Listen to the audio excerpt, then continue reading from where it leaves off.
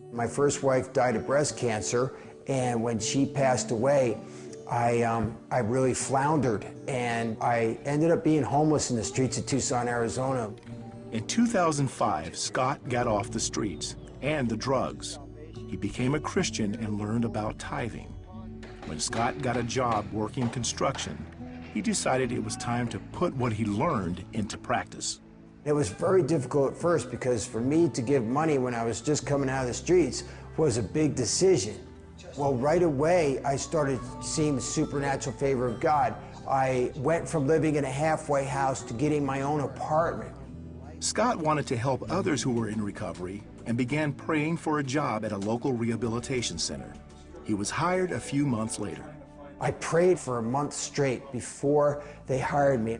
Others had college degrees, were already working for the company, wanted that position, and they hired me because they just saw the love that I have for other people and how much I wanted to help other people get better. Scott was offered the position of resident manager in 2006. Just 3 years later, he received another promotion. God gave me promotions that no man could give me. In 2010, Scott became a 700 Club partner. Pat Robertson and the 700 Club are going out and impacting the world in an amazing way, especially here in the United States, helping poor people, helping disadvantaged people, building wells in countries like Africa, where people are starving to death on a daily basis. I'm not able to take missionary trips yet, but I can certainly give money to the 700 Club and be a part of what they're doing all over the world. Today, Scott is happily married and has a family. He owns his own home and considers giving one of the keys to his success. As I faithfully tithed over the years, God showed me the increase.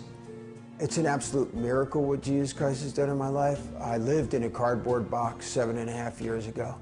I lived in dumpsters, eating out of dumpsters, and now God has provided an incredible home where I can have Bible studies in my house.